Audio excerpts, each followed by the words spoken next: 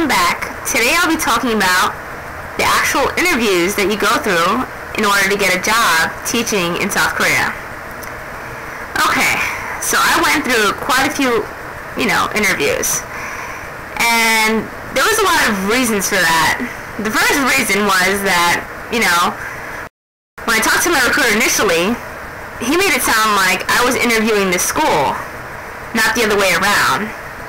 So my first interview went pretty bad because I was really unprepared. I had all these questions about because they give you the information about the school. They give you the location of the school, the name of the school.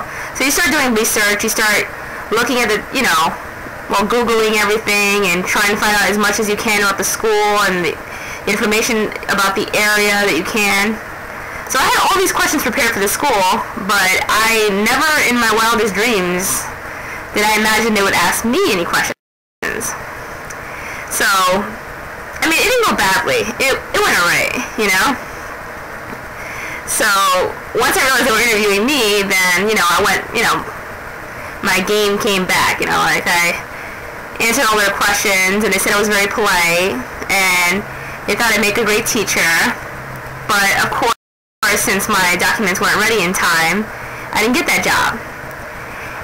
My recruiter actually did a really great job because he really, put me out there. Every day he was emailing me with, this school's interested in you, and this school's interested in you. And actually, I ended up getting, a Freudian slip, which is where he emailed me an email that he sends out to the schools. And there I got to actually see, the other teachers that were competing, competing for the same job as I was. And, he wrote this whole paragraph about me and how great I was and how educated I was and how I had superior education. And, I have a degree in communications. I don't have a degree in teaching or anything like that. And I actually got to see the other teachers' files. I don't know if I should admit to this, but most of them had masters or above. I only have a bachelor's degree. And it was quite nice to find out that he was talking so great about me. So, that's the information that the schools get to see when they interview you. Before they interview you, they get a attachment with your resume, and so make sure your resume is really, really, great. Mine was kind of lacking, but if I could go back, I probably would have included a lot more stuff in there, besides my current occupation and just my education. Alright, so back to the interviews. Okay, so here's some of the questions that I was asked, I think, over and over again by different schools. The first one was, Koreans tend to be very businesslike, so the first thing they asked me about was my experience with children on a professional level. And then, after that question was given, they would ask, any kind of informal experience I have with children or, teaching in general. So that was that question. They also asked, they asked why you think you'd make a good teacher. That's one of the main questions that I got asked over and over and over again. And another question that I got asked was, why teach in Korea? What makes you want to teach in Korea? That was one of the, questions that also stuck out at me, because I got asked that, 6 or 7 times. Let's see, what else did they ask me? Oh, they asked me about my hobbies. So, one of the hobbies that I do have that you really shouldn't mention, because I actually had, a manager from a school, tell me that all the teachers only go to Korea because they want to travel, and so try to tone down the traveling, because I love to travel personally, but after getting lectured about teachers only wanting to come to Korea to travel as their main reason as to why they want to go there, I left that to the end and kind of toned it down, or I didn't even include it. Yeah, I didn't include it. I stopped including traveling as a hobby. Make sure your hobbies are teacher hobbies. Reading, drawing, painting, Don't say, oh, I love to snowboard, Koreans are big hikers, and outdoorsy people, so they might like that. Some schools might like that. Like I had a school telling me like they were promoting themselves by saying, oh, you know, we have all these great, you know, hiking trails. You know, we're very outdoorsy. We love to hike. So that might help you. But I really think that you should, you know, keep it to, you know, the hobbies you would tell any job that you have. Don't say, oh, I love to party. Yeah. Don't do that. What else? Oh, once they actually, you know, I figure that they like me.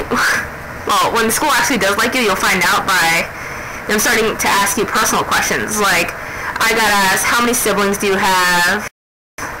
Oh, are you going to miss your family when you come over here? And, you know, since they're very, you know, family-oriented, your answer should be yes. Yes, I will miss my family very much so. But I can talk to them over the internet, or I can call them. You know, don't say, oh no, you know, I hate my family. They don't like that, because they're very family-oriented people. Like, it's part of their culture. So you make sure to say that you love your family, and you will miss your family very much. So that's my advice for, you know, that question, and the hobbies question. And your experience with children, you can list anything. Like I said, you know, I worked at a summer camp, you know, teaching arts and crafts. They love that, you know? Don't say, I have no experience whatsoever. Just because you weren't a teacher in a school does not mean you don't have any experience. Because we're all perfectly capable of teaching. I mean, it's not that hard. I mean, look at me. I'm going to be a kindergarten teacher. Like, come on. I love kids. I mean, that's another thing you should mention, too. If you do actually love kids, say that. I love kids. And since they're a very collective society, make sure that you say, you know, you let them finish, you say thank you, you have good manners. That's one of the things that they said about me, like, constantly, all the reviews, because the recruiter gets feedback, and my recruiter would always write to me everything they wrote down about me. So he would say, okay, speak slower. I'm from New York. It's kind of hard for me to speak slower. But when I was interviewing, I made sure to pause after every single thing I said, and then say thank you. And then when they're talking, they like to they like to hear acknowledgement. Okay, yes. When you're speaking to them, make sure to acknowledge them, because otherwise they're going to think that you're not listening. And remember, like, you're basically getting selected over a phone call. Like, you're calling, well, they're calling you from a foreign country, selecting you out of thousands of people they could select. There's plenty of recruiting agencies. There's plenty of people fighting for the same jobs that you want. So remember, be competitive, be prepared, and if you have to, do what I did. I made a PowerPoint, which, you know, I mean, if you look at my other videos, you know, PowerPoint and me are like, oh, PowerPoint, it's so easy. It's so easy to do. All it is typing and putting it on a screen. So what I did was I actually wrote down the questions that I kept getting asked, and then I wrote down answers.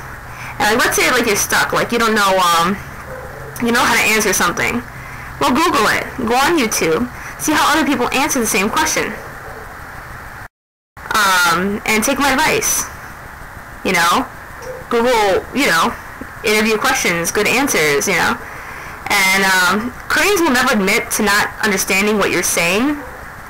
So I had one feedback that said that he didn't understand a word I said because I spoke too quickly. But not once during the conversation did he tell me to slow down or anything like that.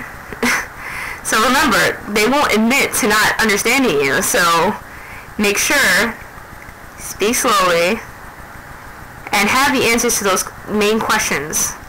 Because pretty much that was all the questions I got asked. I mean, I got asked a little bit about New York City because they found intriguing, you know, like a lot of them never been there, well, here, and never, you know, always wanted to come here. So I mean, besides that, that's what I have for interview questions. If you have any specific questions, feel free to inbox me, leave me a comment, and thanks for watching, and have a great day. Okay, bye.